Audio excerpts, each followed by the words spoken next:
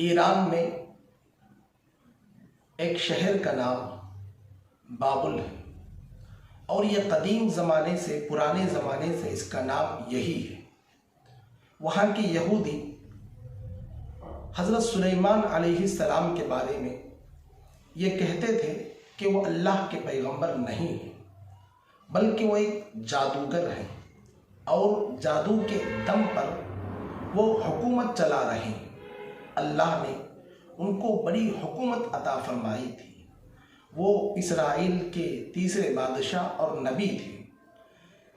उनकी हुकूमत जिनों पर थी, उनकी हुकूमत हवा पर थी। उन्होंने सबा नाम के इलाके को फतह किया था। तो वो कहते थे कि सुलेमान भी जादूगर है। तो वो लोग जादू को सीखते थे और जादू के दम पर अजीब व गरीब कमालात करते थे।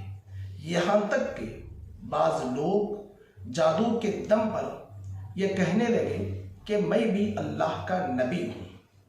इसीलिए अल्लाह तबारक व तआला जादू की हकीकत को उनके सामने लाने के लिए हारूत व मारूत दो फरिश्तों को ज़मीन पर भेजा ताकि जादू की हकीकत और उसकी हैसियत, उसकी रियलिटी को लोगों के सामने बता सके। इसी वजह से हज़रत सुलेमान अलैहिस्सलाम जादू की जितनी किताबें थीं उन तमाम किताबों को जमा करके अपने कुर्सी के नीचे या तख्त के नीचे उसको दफन कर दिया।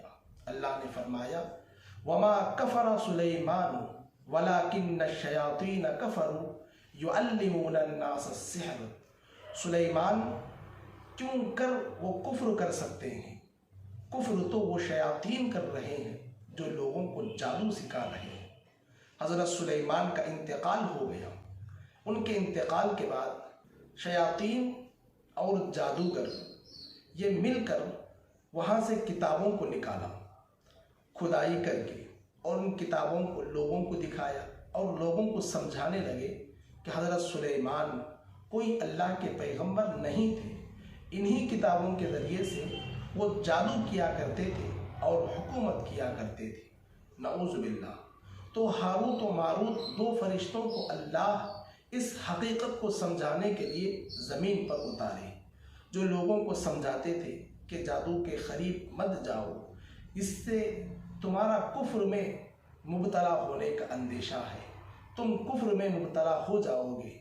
लेकिन लोग इबरत हासिल करने के बजाय इनसे जादू सीखते थे और जादू के ज़रिए से दुनिया कमाते थे और लोगों के दिलों में नफ़रतें पैदा करते थे। इस तरीके से वो लोग अपनी दुनिया और आखिरत दोनों बर्बाद कर डाले।